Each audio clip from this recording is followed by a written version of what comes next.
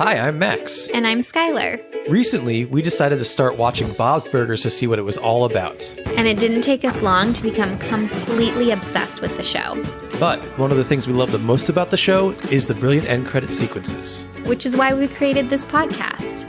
Each week, we're going episode by episode to talk about the elaborate end credits. We're excited to have you join us right here on Bob's Credits. We'll make sure the Bob's Burgers end credits get the credit they're due. All right! Once upon a time, I was falling in love. Now I'm only falling apart. There's nothing I can do. I'll totally chip-chipperoo. Oh my god. I love that song so much. Did I just ruin it for you? A little bit. I really wanted, there was such an opportunity to say fart. And I think in the song originally. Come on. I think Gene, this fictional character, is just like, you had your chance and you ruined it. You blew it. Chip Chipperoo, everyone. Hello and welcome. Hello. Have you ever seen the old YouTube video of Total Eclipse of the Heart? Of course I have. What is it? It's like she's like, they sing what they're doing in the video to the lyrics of the song. Yeah. It's the best. And it's that creepy mansion. Yeah. You know what? I'm going to post it in the show notes because everyone needs to go watch that. It's so funny. Good. Already sidetracked. We are here. We're ready for some more Bob's Burgers. We're ready for some more end credits. I'm ready for this fantastic episode, to be honest. I am too. But before we get into the fantastic episode, we have some fantastic new patrons to thank. Ooh, exciting. And we have to burger upon their names. Let's do it. I can't wait. First up, we have to thank Thania Gonzalez. Thania, moving forward. I hope I'm pronouncing your name right. If I'm not, I don't know if the burger pun's going to work, but you can come tell me and I'll do it all over again. Yes. The Thania Arugula Pronzales Burger. Wow. We got arugula. We got prawns. It sounds good, doesn't it? Next up, we have to thank Chrissy Belzoni. Chrissy, moving forward, you will be known as the Crispy Calzone Burger, which sounds delicious. It sounds delicious. Ben from Parks and Rec would just wreck that burger. Does Ben love calzones? I Yes. don't remember that for some reason. Yes. I always think of the Seinfeld episode with the calzone oven where Kramer gets his pants heated up. Oh, I don't remember that one. And then he always smells like calzones. Not a bad thing. Yeah. Hey, make a cologne with that or a deodorant and I will wear it. Okay. Thank you to the two of you. We're so excited to have you join us. If you would like your name burger punned on the podcast right here, I'll do it. And access to our extra 20-something episodes and our wonderful Discord, which is our chat room community. Sign up at patreon.com/bobscredits. Can't wait to see you over there. Any other business to discuss before we get into a little Bob pun or Max pun? No, unless you want to treat yourself and go take a look at our shop. We won't go on about it. By now, you have seen it on our socials. You are falling in love. It's love at first sight.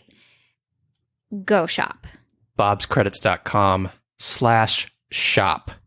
Such good merch up there right now. Skylar's wearing a shirt right now. I am.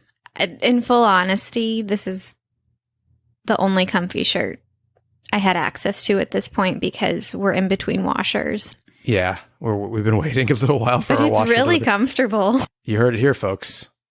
Comfy shirts. bobscredits.com/shop.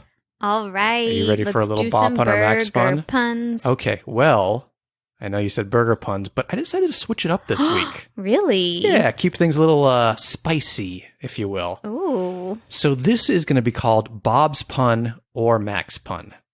Okay. Because normally it's Bob pun or Max pun because Bob creates the puns. But this is a Bob's Burgers pun because I'm going to do the store next door. So it's the Bob's crew creating the pun, or did Max create it? Okay. I got this. Let's do it. Are you ready? Mm-hmm. This is so exciting. Just shake it up a little bit. Your first pun is, let's hear it for the toys. Max. Yes. Your next pun is, bidets and confused. Bob's. Yes. Your next pun is souvenir far wherever you are. Bob's. Max. So close. And your final pun is Wait, what's the shop though for that one? souvenir shop. A souvenir shop. Souvenir far wherever you are. Yeah, but their taglines normally incorporate the pun. Souvenir. No, but like what was the first one you said? Like Let's hear bidets. it for the toys. Bidets and confused. Yeah. So it would be like for like senile bidet shoppers. Bidets for beginners is what they called it. Oh. Yeah. Okay. Souvenir far wherever you're you good. are. You're Maybe good. it's like a travel souvenir shop. Oh. Wherever you are. That's it. There you go. You got it. And your final pun is drag me to gel. Gel, G-E-L. Hair supplies. Bob's. Yes. Oh, you almost did it again. That one. Stuck here. That one. And I thought you were definitely going to get souvenir far wherever you are. Because we sing Celine Dion. You know I love a lot. Celine Dion. We love Celine. Remember how she like hits her chest when she sings? Do I remember how she hits her chest? Like Marky Mark and Fear. Skylar's laughing because we just watched Fear recently, and she has not known that like smacking his own chest reference. That was a wild 90s ride. Whoa. If you have not seen Fear with Mark Wahlberg and Reese Reese Witherspoon. go watch it, especially Whoa. recently. Recently. Reese. Yep. Yeah, recently. Okay, back to Celine Dion. I love her reinvention. She lost her husband, like the love of her life. Yeah. And she has, of course she grieved but she is just in this like singledom, I am fabulous phase of her life. And I just love her. She's really funny too. I just love her. All right. Welcome to the Celine Dion Appreciation Podcast. Oh my gosh. I feel like so many characters in the Bob's world would appreciate Celine Dion. I think the entire family would find a thing to appreciate about Celine Dion, honestly. Yep. Bob would dance to Celine Dion solo while he's drinking. Mm-hmm. Gene would put her songs into every one of his songs. Sample them. He would reference her frequently. I think the reference is where it's at. Tina, are you kidding me? Tina would... She loves a love song. Yeah. Louise, I'm struggling with a bit why she would love Celine Dion. I think some of her fashion choices are a little like wild, so I could see. You can see like Louise. Celine Dion sporting pink bunny ears just randomly in one of her Vegas shows. Maybe like diamond encrusted pink bunny ears. I don't know. All right, on from Celine Dion. I did not think we were going to end up in like a Celine Dion Bob's Burgers connection. Why? Here when we sat down today. Have you heard this podcast? Yeah, you're right. We get there. You're right. Let's get into the episode, shall we? Excusez-moi. Oh, sorry. I keep forgetting. It's time for... We don't have to do one today. No, yeah. Skylar's Sides, fun facts before the fun facts. Dish it, girl. Oh, we swapped. We swapped today. Yeah. Okay, so we're going to talk about something that we've briefly touched on, but I want to bring some more concrete info about it. All right, so I recently learned that most animated shows record their dialogue completely separately. Each character records separately. One of the main reasons for this is that animation, in particular, is on a crazy fast production schedule. So movies compared to television is a much faster pace, but then within TV to animation, I believe animation is even at a faster pace. So that's why they record separately.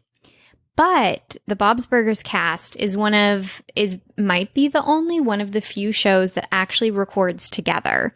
And that is why they have so much improv in the show, which is rare and unique to the show. And do you want to guess what scene was improv'd? It's one of your favorite, most beloved scenes of the show. the little Gene. Yes. I was little Gene. Little Bob. Gina's little Bob. Travel size Bob. That makes sense to me. Yes. Because it's like, you can't write that the way they're all kind of like talking over each other necessarily. Exactly. So the scene is there. It was supposed, Christian Shaw said the scene was supposed to be, really short. Mm-hmm. It was Louise like gluing the hair to his arms and helping Jean do this makeover. And then it became a whole family scene talking over each other. And should we play a little bit so people can hear or move on? Any excuse to play that scene, I'll play it. You're my family and I love you, but you're terrible. You're all terrible. I don't say that. Well, that's all you say. You kind of do. Unbelievable. Gene? Bob. All right, enough. Enough. I'm not doing this. Yes, you are. No, oh my God. He's Really good. He's good. He's not good, Lynn. He's not good, Lynn. He's I don't know. good. Gene! What, Bob? Lynn! Lynn! What? Gene! Lynn! Lynn! Gene! I'm leaving! Oh, he's so cute. Stop following me! Stop following me in front! Oh, perfection. What a scene. So it really, if you're wondering, like, why is this show so much better than other cartoons? This is they have very talented comedians. There's like chemistry here. It's amazing. Anyway, so if you're on your 100th watch of Bob's Burgers, I'll give you a little assignment. Really listen in to conversations because you can tell when they're starting to improv. It just becomes very like flowing. You can't really see the script on the page anymore. Yeah, it's not like line. It's Hit talking the over each other a punchline. lot. Yeah. Yeah. So pay attention to that. I love that. Should we get into the episode? Yes. Skylar, can we have the title and synopsis for Season 6, Episode 13, please? The title is Wag the Hog. When Critter calls Bob from prison on a butt phone and asks him to sell his bike for bail, Bob begrudgingly says yes. Critter is trying to go on the straight and narrow path after all, starting a non-crime job later that afternoon. The kids are totally down to help their dad sell the bike, and of course, everything goes wrong, including a preppy accountant type stealing and damaging the bike. Meanwhile, Linda babysits Sidecar, Critter's offspring, and well, they all warned her. Sidecar goes all monster when he doesn't get his nap. This episode came out on April 10th, 2016. It was written by Holly Schlesinger and directed by Brian Loschiavo. That reminds me of the TV show Los Spookies. Oh, that's a good show. That's a fantastic show. Where is season 2, people? HBO Max. Go watch it. Very original. So good. I don't know. I'm talking like a robot. Okay, this episode. Tell me about it, Skylar. I had no idea that I needed another Critter episode until I watched this yesterday. I love Critter. He is delightful. I love Mudflap. She is delightful. And Little Sidecar is a handful. Delightful. Does he have like a little mullet going on? Kind of, yeah. It looks like that's kind of the style they're going for with him. Yeah. I thoroughly enjoyed this episode. I think on like a line by line base, everything was making me laugh. It was hysterical. And I love the two different storylines. And I think one of my favorite like Bob's Burgers tropes is Bob having to do something out of his comfort zone and out of his skill set, and the kids tagging along and helping him, making fun of him. It is so fun. Yeah, it's always comedic gold. His back sweating, pushing the bike, Louise sitting on the handlebars. It's just lovely. I love when the one-eyed snakes come back for appearances. We have the continuity of Critter's vest that's been stitched together. So in the episode when Mudflap gives birth to Sidecar in the restaurant, his vest gets ripped in that fight, I believe. It's in that scene. And so the next time we see Critter, he stitched it up. And so you can see two different shades of fabric on his vest. And they did not forget that continuity fact when we see Critter again in this episode. It's actually like a memory, a flashback, because we don't see him in his one-eyed snake's outfit or uniform, costume. I don't think they want it to be called a costume. Yeah, it can be a costume outfit. Yeah, Gear, maybe. Gear. That's a good one. Gear. Manly stuff. Vest. Leather vest. Because he is no longer part of the One-Eyed Snakes. Yeah, he's trying to kind of separate himself a little bit. A lot. A lot of it. A lot. He wants to raise his son properly. Yeah. Which is also adorable. I just love the breakfast scene where Bob's like trying to put up a boundary and the kids are like, oh, it's Critter. Yeah. They're so excited whenever these like Criminals. Yeah, I guess most of them are criminals come into their lives like Mickey and shake things up. And this is Bob seems to be the go-to guy for getting calls from prison, I think. I love it. Let me start throwing some fun facts at you. Mm-hmm. The title, do you know what the title is a reference to? No. Wag the Dog. So I think initially it's a political term.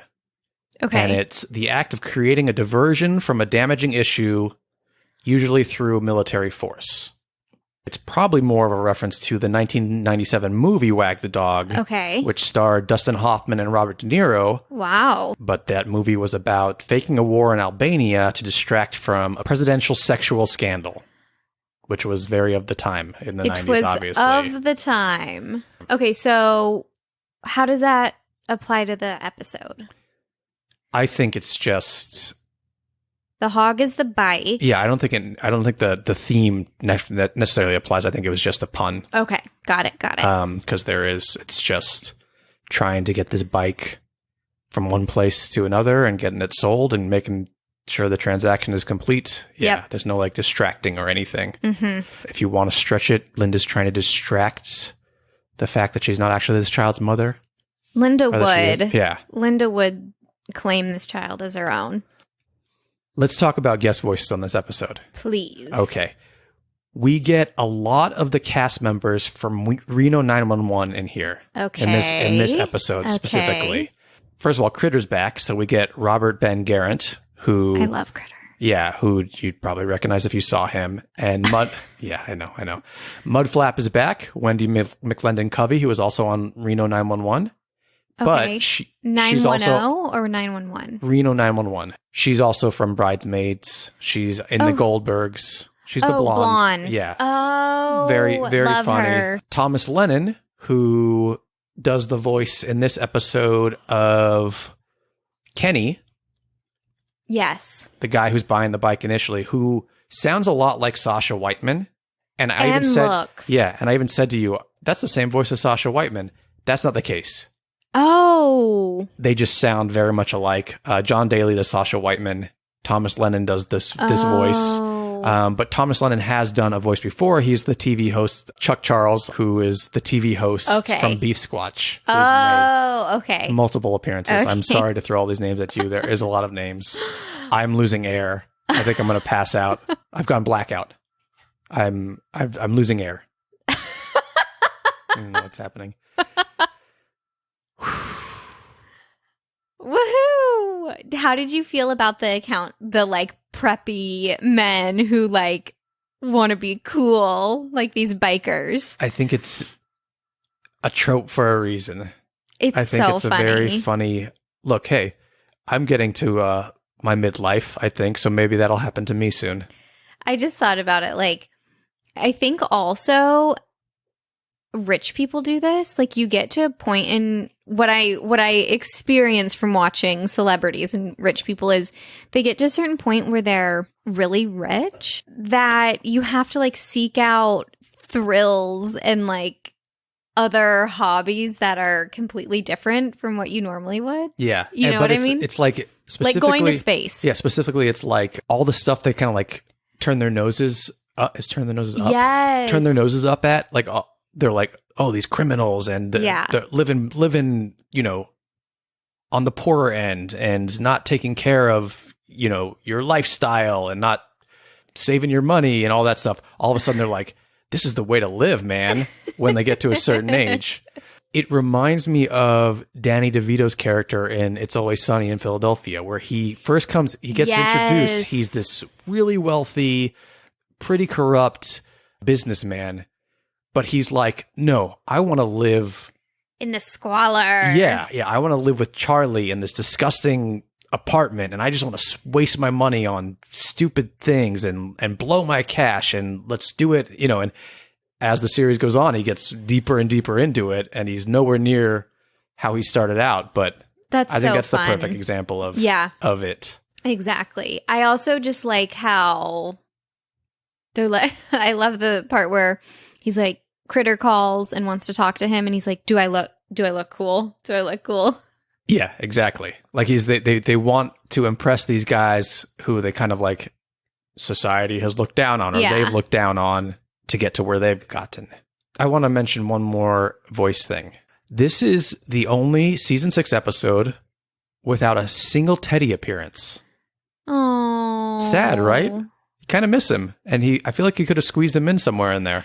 I didn't miss him though until you just said it right now, and then I missed him. Yeah, he's always a presence, even if he's not there. Oh, you know what would have been great is because they took the day off from the restaurant. Like Linda is at, what is it, Hot Toddies or something like that. Yeah, and Bob and all the kids are out. I think they've done this a little bit in a different episode.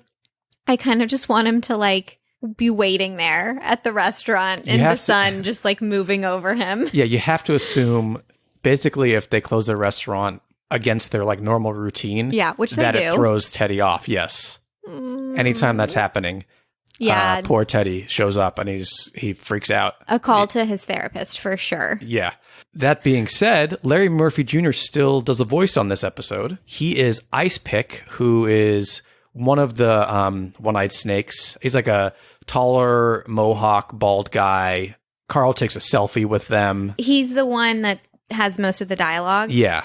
I thought that selfie moment was so funny when he was like, that's not a good angle. And then they're like swiping through. I agree. Do you want to listen to it real quick?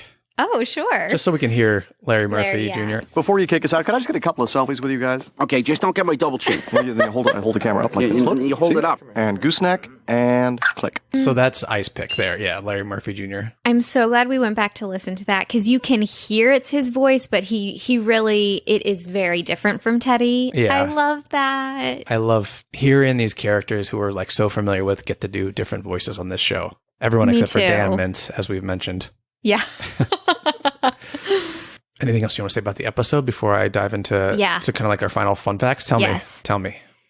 We both laughed out loud at this. Tina has one of my favorite parts of this episode. I think we're going to have to play it because we're not going to do it justice. No, we have to. So there's mention of a horse. The preppy guy, Carl, steals the bike and is hiding it in his backyard.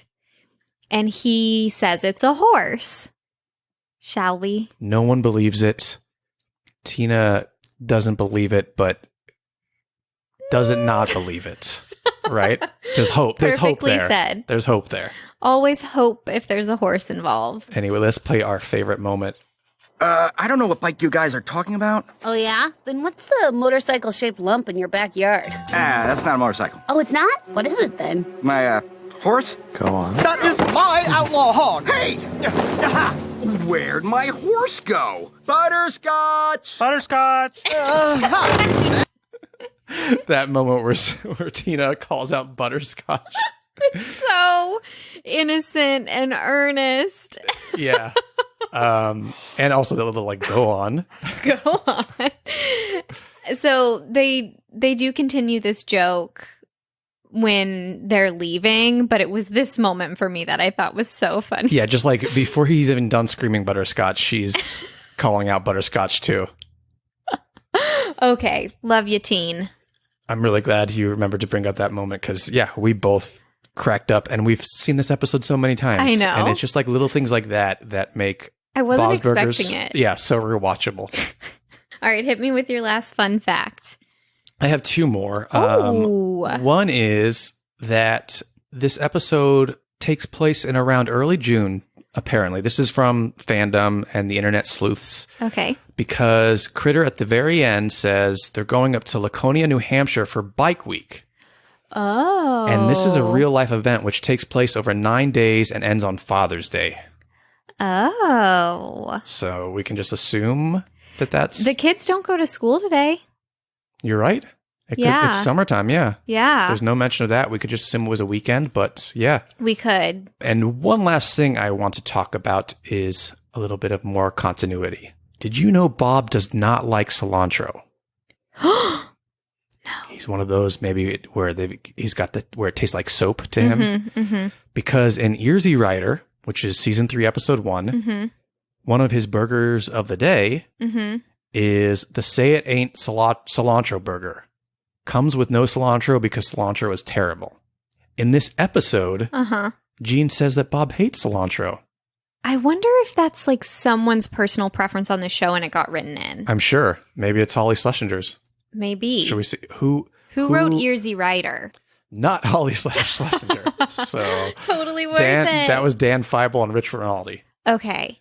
That being said, it's quite possible she wrote the burger of the day for that episode. I don't know. Who knows? Maybe they have interns doing it. I don't know. But Gene says, and you don't like cilantro. That's when they're creating a character for Bob, but still. Uh-huh. That is so interesting. I think it's something to kind of like keep an eye on. Yeah. I love cilantro. We eat cilantro Yeah, all the time. We go through like 2 bundles a week. Yeah, we don't think it tastes like soap at all. Should we get into the end credits? Yeah, but you just blew my mind with the cilantro fact about Bob. I feel so much closer to him now. Yeah. One other thing I want to say is that Uvula Watch Yeah. has clearly been suspended. I did not see a uvula in this episode. I think They went crazy with it when they first started doing uvulas, and now they've kind of like calmed down with them. maybe the uvulas were making someone uncomfortable. Possible. But I do, when we get to sit down with the movie once it's streaming, which is maybe even when this episode's up, I want to sit down and do a uvula count for one of our watches. Just sidebar. I have the most amazing hidden fact about the movie that I didn't share in Skylar's Sides this week because I want to just fact check it and get it perfectly right. So I need to watch the movie again, but I cannot wait. Ooh, something to look forward to. Yep. Okay, so the last moment before the end credits is Critter and Mudflap and Sidecar have come to the restaurant just to say thank you. Critter just finished the day at his tech job, his like Best Buy-esque job. Yes, and let me tell you, the shirt, red shirt, blue logo, yeah, kind of crushes your soul a little bit. yeah. You feel bad for Critter, but he seems to be okay. And they are impressed by Linda being able to get Sidecar to nap. They don't know Yes. how she did it, but she Yeah. did it.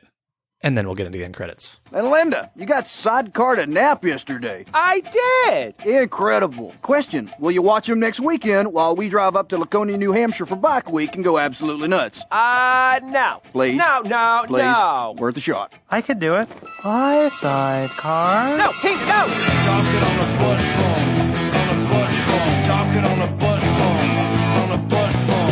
So there was that Laconia, New Hampshire line there. Tell me what happens as we get into the end credits here. Okay, we have the classic kitchen end credits. We have Tina and Louise prepping burgers. We have Bob, but what are we hearing over the end credits? This very like rock biker music, and it's just Critter talking on the butt phone on repeat. Tugging on the butt Yeah, phone. he's singing it.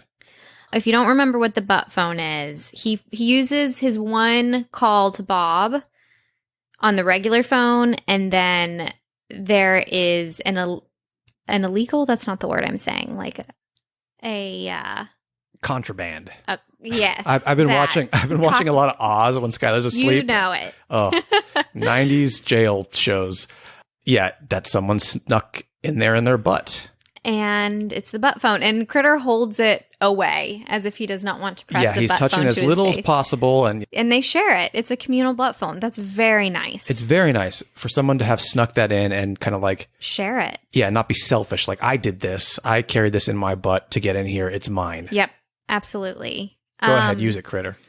So the girls are jamming to this song. Bob is jamming to this song. Tina's doing her like head nod where her hair kind of swings that I love so much. And then Tina, just watching Tina, my calves burn with 1,000 fires because she's doing these like calf raised dance thing again. 1,000 fires. Speaking of Always Sunny, you sound like Dennis. That's who I was channeling. The rage of 1,000 fires.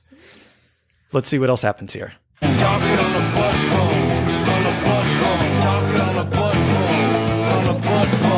What happened there?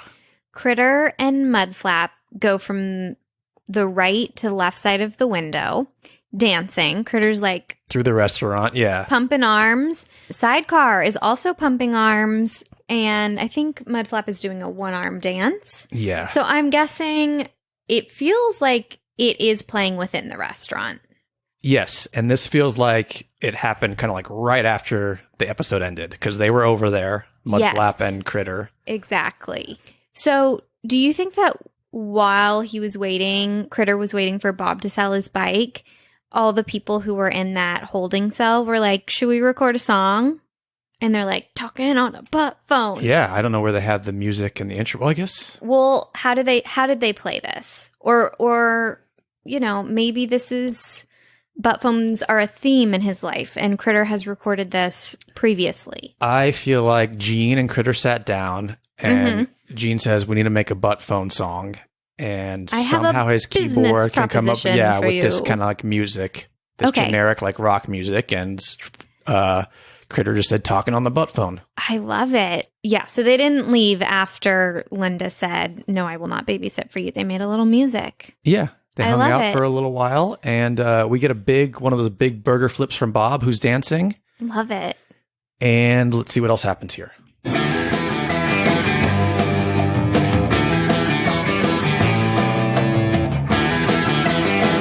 Linda came and picked up the burger from the window. She loves these arm punches in front of her, turns around and does the turkey peck dance with her neck. Yeah, which you say she loves it, but I'm going to point out now that these are the exact same I knew movements they the were. family is doing that they do in the end credit sequence for Sacred Couch, which was a few episodes ago. You didn't have to tell me because Yeah. I have a bone to pick with these end Yeah. credits. Because, spoiler, Gene is about to come out. He's doing the same thing. The family is all pretty much doing the same exact thing that they were doing You in would- those episodes. Only notice In that episode. if you had a podcast. About the end credit Yeah. sequences, and we just did it. Yep. A few weeks ago, and these episodes weren't separated by so much, and now the Bob's Critters like, God damn it! God damn it. Oh, and I'm gonna hold that against them. Sorry for our scoring. Just well, want to say that. I was gonna mention it. I Mhm. mean, it's so obvious. There are things I really like about this, but I was disappointed in that. Let's finish these up and then we'll deep dive. The crew's like, so you like that we managed to squeeze in improv, even though animation is hard to do every week. But so we squeezed in some improv for you, but we didn't have time to do the end credits. We just used another one, but you want your improv. They're mad at us. They're mad. They're very angry. They're mad. This is why we need to get someone in the art department or in the animation department to come on our podcast because, like I said, this does actually tie back to the improv conversation. Animation production moves very quickly. There have to be some times when it's like, we don't have time to do new animation for the end credits. It's television. It has to happen, you know? Yeah, I get it. Yeah. I get it. If you are someone who works on Bob's Burgers or has worked on Bob's Burgers and you want to come on here, or if you know someone and you want them to come on here and chat with us, we would love to chat a little bit and pick your brain and just hear how these end credit sequences come together. Just putting it out there. Come find us. We're contactable. Hell yeah, we are. Let's get back Just into call these. us on our butt phone. I think I see a little bit of Ice Pick about to make an appearance. Oh, now that's exciting. I forgot about that.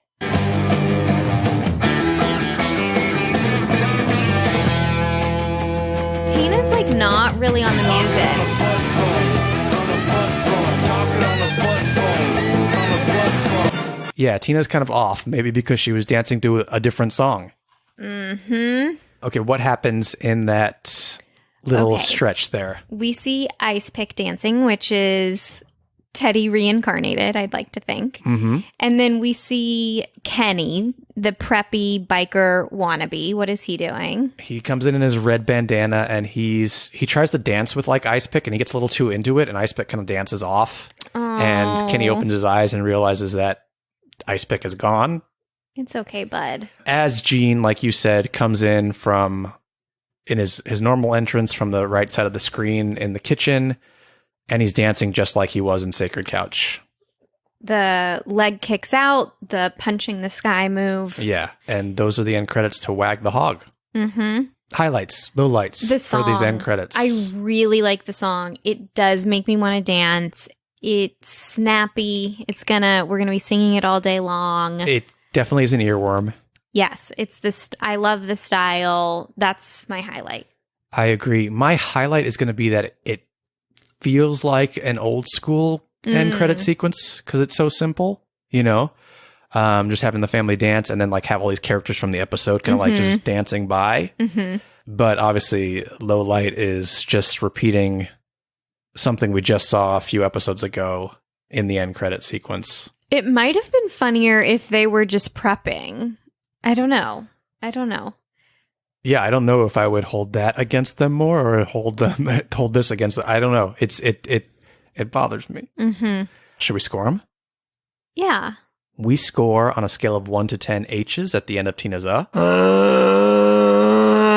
going to give them a 7. Oh, I'm going to go much lower, I think. Okay.